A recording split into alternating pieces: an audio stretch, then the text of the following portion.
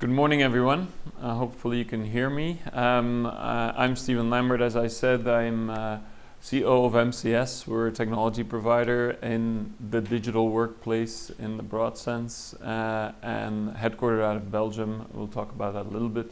But I'm very happy to be here to talk about one of my favorite topics is really the digitalization of the workplace, which is an overused word, and we'll try to make some sense out of this. It's a question all our clients are asking, and so that's what hopefully I want to share with you today.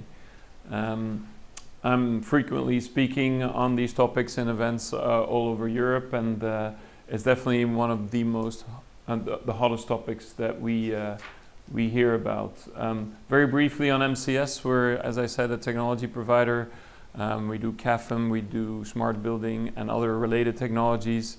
It's being used in over 90 countries all over the world and headquartered out of Belgium. And we also have a domain consulting group, so we have people who design workplaces or do FM strategies for a living as well.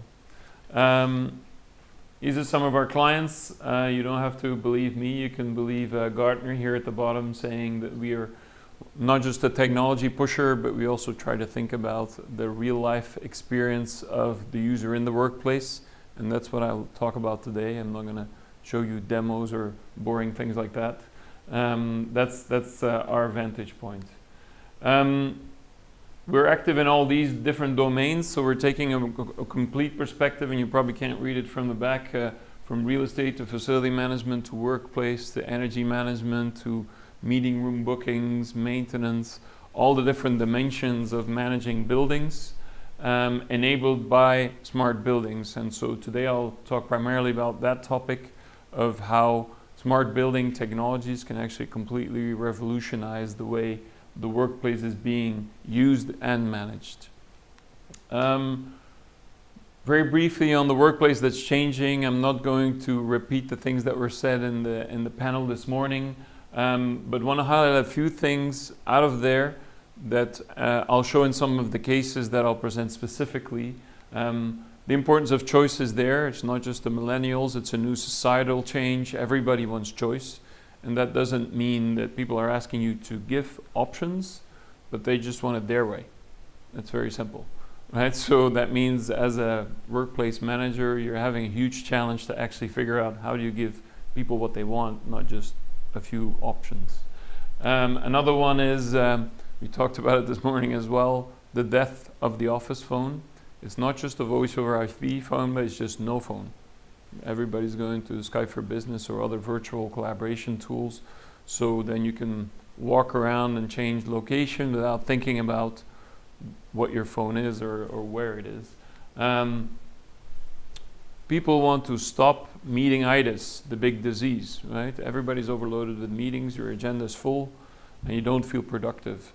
So people want to have informal ways of collaborating. Let's grab a coffee, sit down, chat for 10 minutes. I don't want to book a room. I don't want to plan a meeting. I just want to spend my day when I come to the office to interact with as many people as possible, not necessarily have an Outlook formal way of booking my meetings. And what does that mean for your workplace? Right, to create an environment where you can informally step into a brainstorm room and whiteboard for 10 minutes without booking things. And then people want to get out of presentation mode. Unfortunately, I'm doing one here, so I'm continuing the disease to really get away from just I'm in a meeting and somebody's doing a monologue and then I have to go through death by PowerPoint. I want to just Skype, I want a whiteboard, I want a smart board, I want to do other ways if I want to use video and things like that. So those are some of the fundamental things that are behind the changes in the workplace. And we want to really think about how digitalization can help these things and not just be a barrier to these. At the same time, you have to cater to a whole set of worker personas. Everybody's talking about all the different generations. You have 4 different generations in one workplace. You have the millennials, etc. That's one thing, but even across generations, it's about people. And people are different. People have different ways of, for example, being mobile. Some people want to stick to their desk and work all day long and not budge and be very concentrated. They need to be allowed to do that. Others are constantly on the move, and the only time they come to the office is to network and connect and meet as many people as possible. So you have to cater to these different type of people that both show up to your workplace. Some people are mavericks. I want to adopt my own technology. I don't care what IT says. I don't care what the user guidebook says about how to use a space. I'm going to do it my way. And others are like, play by the book. If you leave your workplace for more than 2 hours, you need to vacate it, otherwise penalty. So how do you deal with both types of personalities that are either strict or not about the way they use the workplace? Technology adoption. Some people think it's fantastic to use a mobile app. Others think that's so passé already and I want to do everything on Skype or other types of tools.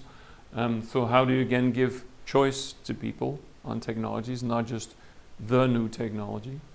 And then last but not least, is it about, do I come to the workplace to manage content, documents, presentations, or do I come to the workplace to meet people, socialize, connect, share information, which I call work as well, but I'm not so worried about the document management system. I can do that from home.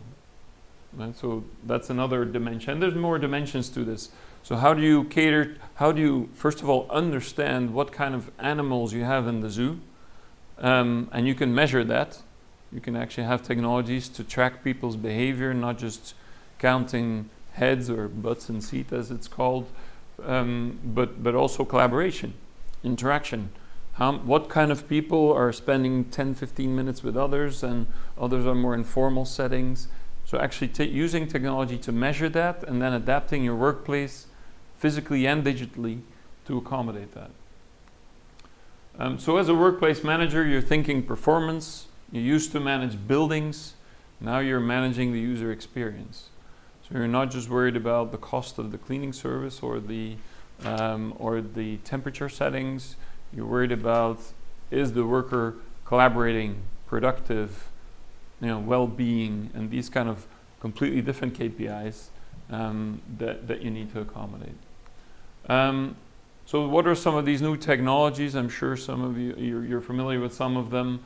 There are wireless sensors, IoT sensors that don't need cabling, that don't need power, that don't even need to talk to your IT network or go through your firewall. They connect to the local mobile tower from O2 or whoever your provider is. Completely different way of collecting data. I can come with my suitcase of sensors, deploy them here right now, and nobody in this building is going to know. I don't need to talk to IT about it. That's one revolution. The other one is indoor positioning.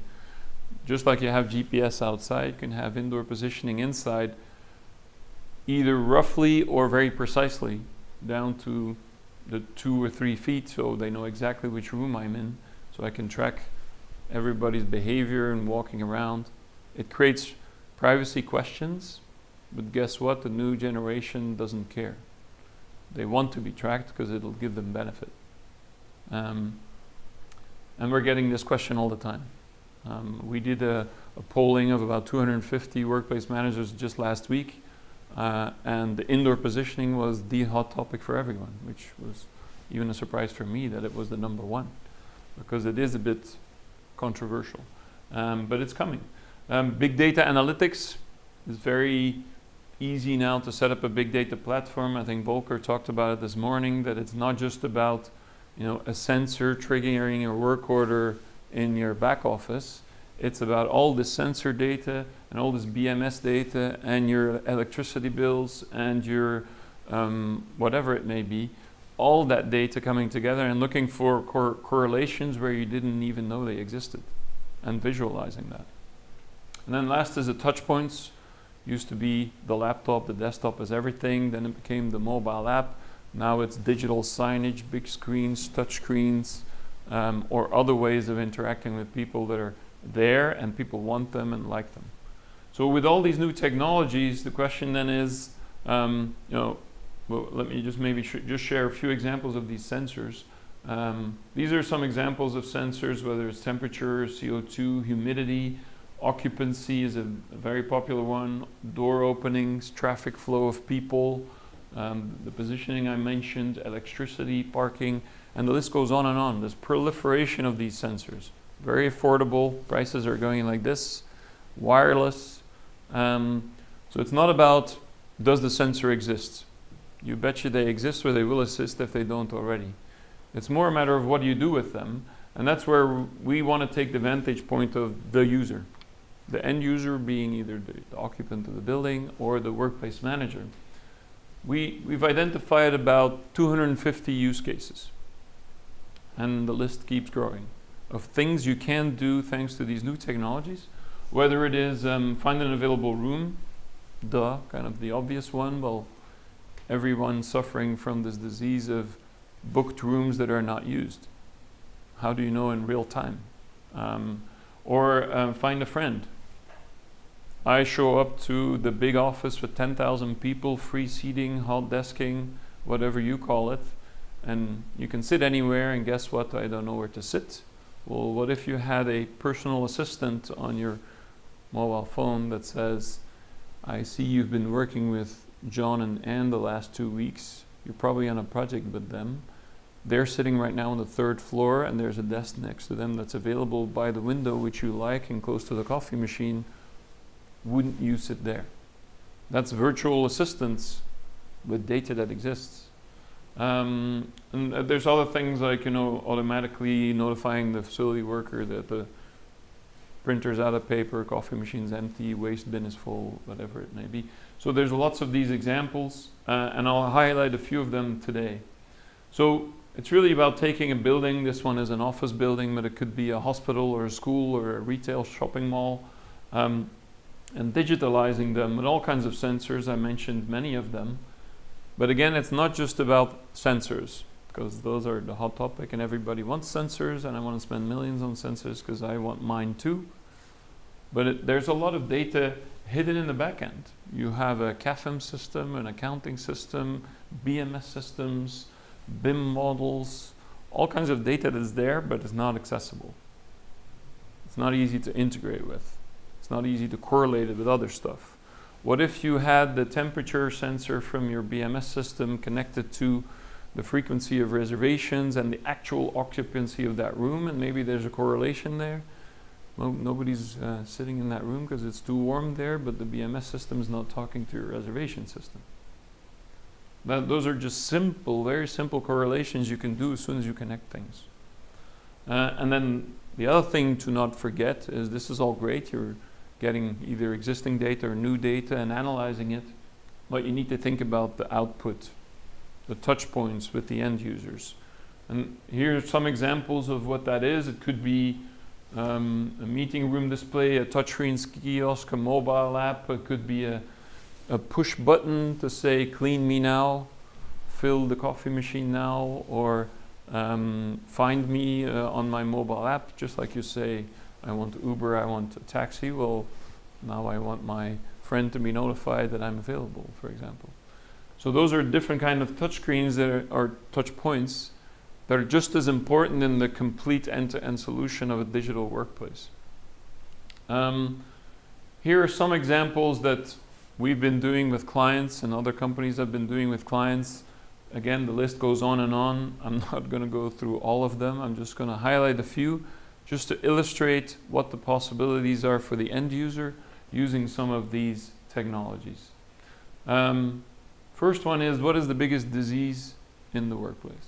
Maybe I can ask that question to you. What do you think is the biggest disease that everyone has? And then it's very quiet. Email. Yeah. Email's one. Distractions. Distractions. Meetings. One that every workplace manager talks to me about is, I have rooms, I don't have enough rooms, I don't have enough meeting rooms, concentration rooms, etc. But when I walk around, there's actually a ton that are empty. People book things, but don't use them. And that's behavior that you want to kill and that you want to know about, because it's real square footage that's costing tons. So what if you had a kiosk that actually shows you what has been booked but is not available on every floor, by every lift? You can also have it, this is one we're doing, for example, for HP here in London. not here, a little further down. Looks like this. It says, okay, some of these rooms are occupied, some are empty, some are reserved but not being used, and you can color code it the way you want it. Could be concentration rooms, workplaces, meeting rooms. You can also have it on a mobile app as you're walking around.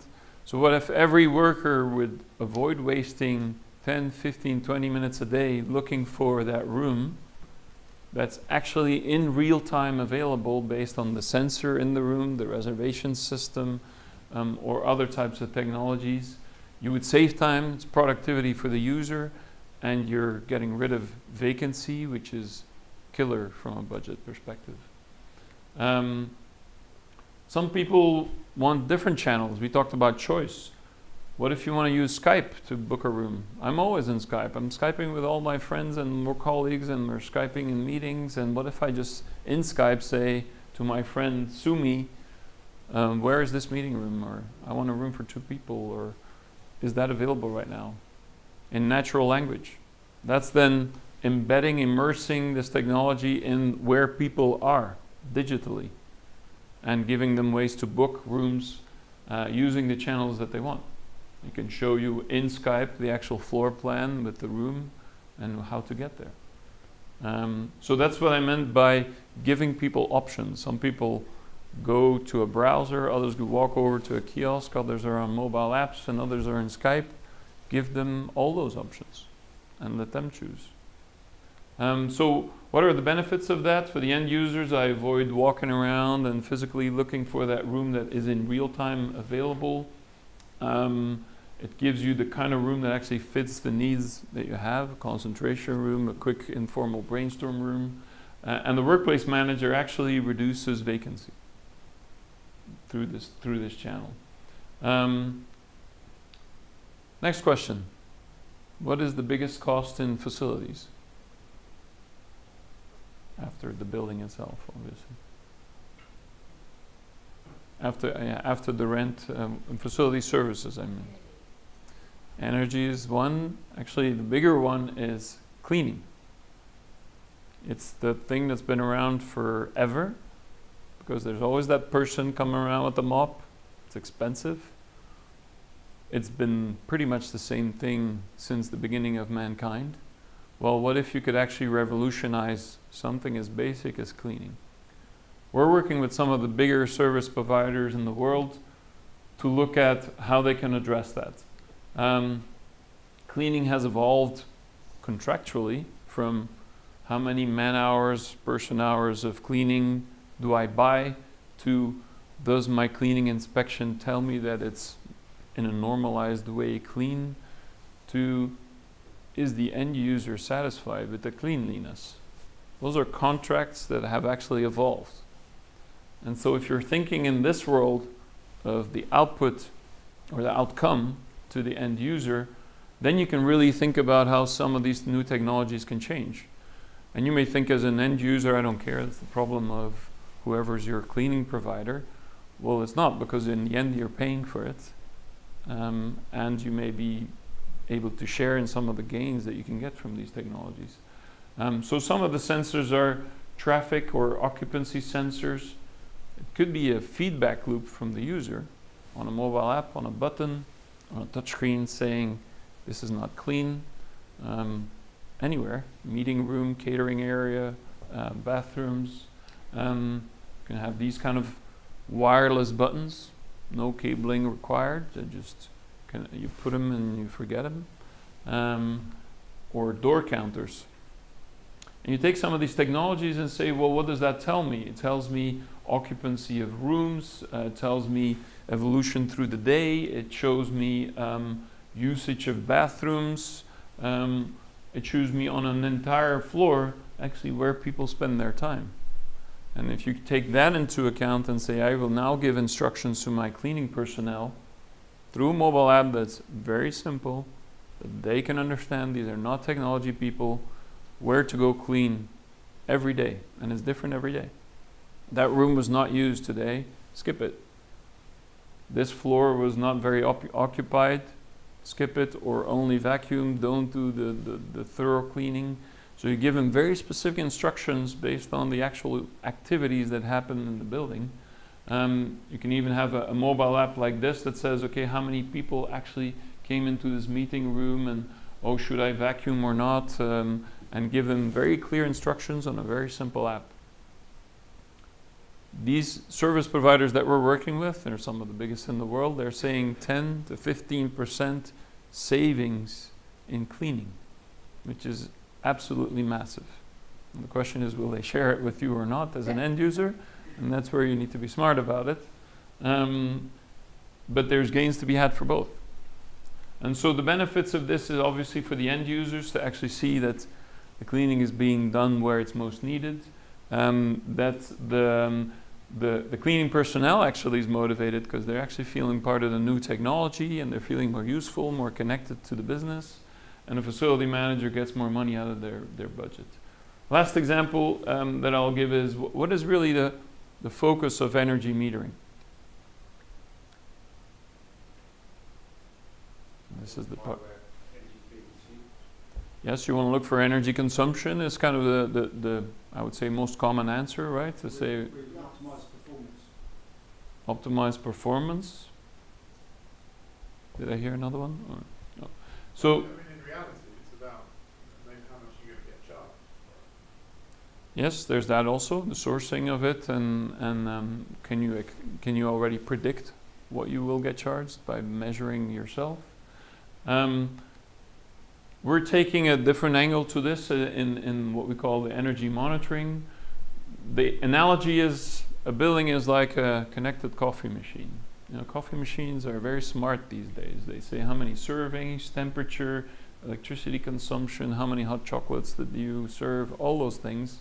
And you can do alerts, and you can say, hey, isn't it unusual that the temperature stays high through the weekend when there's nobody there? The building is exactly the same, and you want to apply the same concept by saying, I take a building, I connect it to the BMS system, to sensors through other ways. You get data coming out of it, trigger alerts that actually do interventions. What if you actually took energy metering as a way to look for bigger problems, saying, if I want to check the air conditioning in a hotel, I could do a visual inspection, I can check the filter, I can do condition assessments on these things, or I could just measure the energy on them to actually predict when they need their maintenance. And so if you actually took an example here, this is a heat pump, if you actually looked at the consumption and you analyzed abnormal behavior based on weekend patterns, based on aging of the machine, based on traffic, based on other parameters, you could actually say either it needs maintenance or it needs a different tuning. It's not about reducing energy. In the end, it reduces energy because your compressor is not pushing air through a dirty filter anymore. But it's really about to predict maintenance and to provide better well-being for the people in that hotel room. And so energy metering is not just about reducing energy, it's also about predicting maintenance and providing outcome to the occupants of the building. This same thing with water leaks is another way to, this was in a school, for example, where they were wasting money on water leaks in the basement that they didn't know about. So those are some examples that I wanted to highlight. I'll skip this for now. Last that I'll say is, how do you get started on digital workplace? So it's all nice, all these sensors, touch points, new technologies. Where do I even start? And that's where we recommend to think about all these different building blocks. And this will be my last slide. One is start with your scenarios, right? Is it about the user perception? Is it about collaboration? Is it about occupancy, comfort? The 250 scenarios, what are the 10 that really matter to you? Then it's about which data do you need for that. Occupancy, temperature, collaboration. And I'm not saying sensors or anything, I'm just saying data. Do you know which data you need to address those scenarios? The next one then is sensors.